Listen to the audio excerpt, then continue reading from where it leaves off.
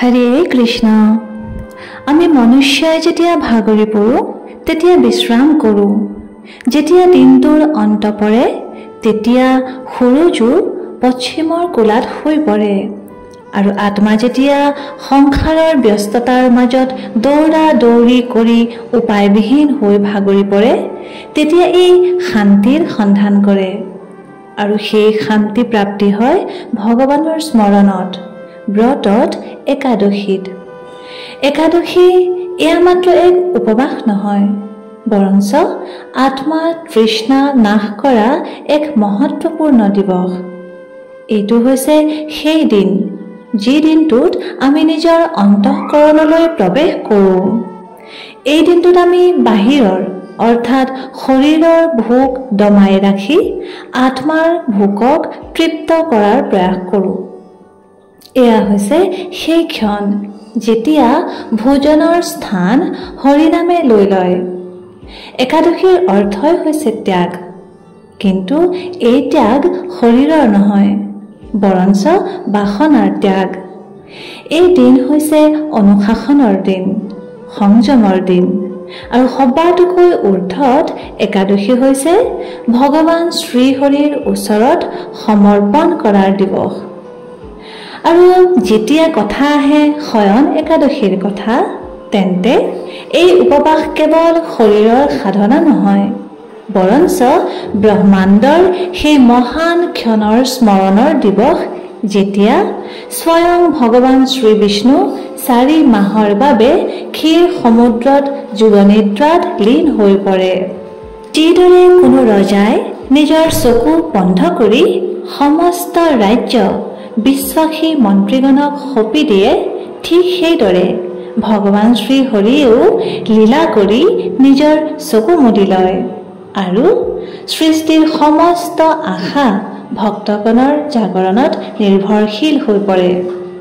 ইয়াৰ পৰা আৰম্ভ হয় চতুৰ্মাহ অৰ্থাৎ পবিত্ৰ 4 মাহ, যি সময়ত ব্ৰত, ধ্যান, জপ আৰু সেৱাক জীৱনৰ মূল আধাৰ হিচাপে পৰিগণিত কৰি লোৱা হয়।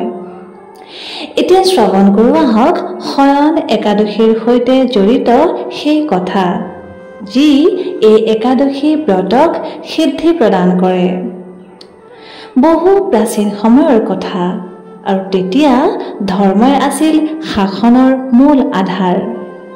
ৰজা মান্ধাতা আছিল সূৰ্যবংশৰ প্ৰতাপী সম্ৰাট, যাৰ যশ চাৰিওদিশে বিয়পি পৰিছিল। তেওঁৰ ৰাজ্য সু-সমৃদ্ধি তথা ধৰ্মৰ প্ৰতীক আছিল। কিন্তু এদিনাখন ভাগ্যই পাগৰ সলোৱাত সেই ৰাজ্যত বৃষ্টিপাত নোহোৱা হ'ল। পৃথিৱী একেবাৰে শুকান হৈ পৰাত অন্ন শস্য উৎপন্ন হোৱাই বন্ধ হৈ পৰিল। প্ৰজা ভোকত ব্যাকুল হৈ পৰিল। ৰজাৰ হৃদয় হাহাকাৰ কৰি উঠিল। তেওঁ অসহায় অনুভৱ কৰিবলৈ ধৰিলে। তেওঁ বিদ্বানসকলৰ পৰা পৰামৰ্শ বিচাৰিলে, কিন্তু ক'তো কোনো সমাধান লাভ নকৰিলে। তেতিয়া তেওঁ কোৱা হ'ল যে গৰ্ভগিৰি পৰ্বতত তপস্যাত মগ্ন হৈ আছে মহৰ্ষি অংগিৰা। সেই তালৈ গৈয়ে তেওঁৰ পৰাই মাৰ্গদৰ্শন লোৱা উচিত। ৰজা মান্ধাতাই অলপো পলম নকৰি সেই ঠাইত উপনীত হ'লগৈ। তেওঁ হাতজোৰ কৰি প্ৰাৰ্থনা কৰিলে, হে গুৰুবৰ, মোৰ প্ৰজা সংকটত আছে, কৃপা কৰি কোনো উপায় প্ৰদান কৰক, যাৰ দ্বাৰা এই কষ্ট দূৰ হয়।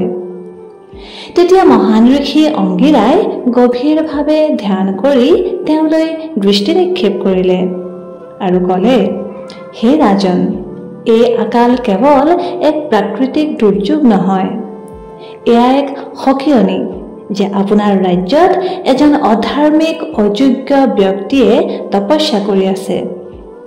তেওঁৰ হৃদয় শুদ্ধ নহয়, তেওঁৰ সাধনা ভগৱানৰ প্ৰতি নহয়, বৰঞ্চ নিজৰ অভিমানকহে অৰ্পিত। এনে অপবিত্ৰ তপৰ ফলত প্ৰকৃতিও ক্ষুণ্ণ হৈ পৰিছে। যদি আপুনি বিচাৰে এই সংকটৰ অন্ত পৰক, তেন্তে আপুনি শয়ন একাদশীৰ ব্ৰত পালন কৰিব লাগিব। এই ব্ৰতে আপোনাৰ দুখসমূহ নাশ কৰাৰ লগতে আপোনাৰ ৰাজ্যকো সন্তুলন প্ৰদান কৰিব। শয়ন একাদশীৰ কৃপাত সমস্ত বাধা শান্ত হৈ পৰিব। ৰজা মান্ধাতাই আদৰ সহকাৰে সেই আজ্ঞা পালন কৰিলে। তেওঁ সম্পূৰ্ণ শ্ৰদ্ধা তথা নিয়ম অনুসৰি শয়ন একাদশী পালন কৰিলে। দিনটো উপবাস তথা ৰাতি হৰিনামৰ কীৰ্তন, দীপ তথা ধূপেৰে ভগৱান শ্ৰীহৰিৰ আৰাধনা কৰিলে। আৰু ইয়াৰ ফলস্বৰূপে দ্বাদশীৰ প্ৰাতঃকালত যেতিয়া সূৰুজ উদয় হ'ল, তেতিয়া আকাশত মেঘেৰে ভৰি পৰিল। বৰষুণৰ প্ৰথম টোপালে শুকান হৈ পৰা ধৰিত্ৰীক চুমা যাচিলে। নদী পুনৰ ববলৈ ধৰিলে। পৃথিৱীয়ে পুনৰ সেউজীয়া চাদৰখন আঁকোৱালি ল'লে। প্ৰজা হৰ্ষ উলাহত নৃত্য কৰিবলৈ ধৰিলে।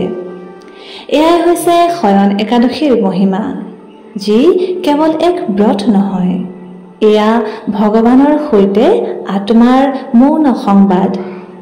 যেতিয়া ভগৱান যোগনিদ্ৰালৈ প্ৰৱেশ কৰে, তেতিয়া আমাৰ ভক্তিয়ে তেওঁৰ প্ৰহৰী হৈ পৰে। আমাৰ আৰাধনাই সেই সুপ্ত হৈ থকা দিব্যতাক আলোকিত কৰি তোলে। শয়ন একাদশীয়ে আমাক শিকায় যে যেতিয়া সৃষ্টিৰ ৰছীডাল অলপ ঢিলা হৈ পৰে, তেতিয়া কেৱল ভক্তিয়েহে সেয়াক ধৰি ৰাখিব পাৰে। তেন্তে আহক আমিও এই দিনটোক সাধাৰণ বুলি জ্ঞান নকৰি, কেৱল শৰীৰেৰে উপবাস নকৰি মনেৰেও বাসনাৰ ত্যাগ কৰোঁ। ভগৱানৰ বিশ্ৰামত আমাৰ জাগৰণেই হৈছে সবাতোকৈ মহত্বপূৰ্ণ সেৱা। প্ৰত্যেকটো জপ, প্ৰত্যেকটো ধ্যানে এই ৰাত্ৰিক শুভ কৰি তোলে। আৰু যেতিয়া ভগৱান নিদ্ৰাৰ পৰা জাগি উঠিব, তেতিয়া যেন তেওঁ দেখা পায় যে তেওঁৰ ভক্তগণ ভক্তি তথা প্ৰেমত লীন হৈ আছে। এয়াই হৈছে শয়ন একাদশীৰ বাৰ্তা। ধন্যবাদ। হৰে কৃষ্ণ।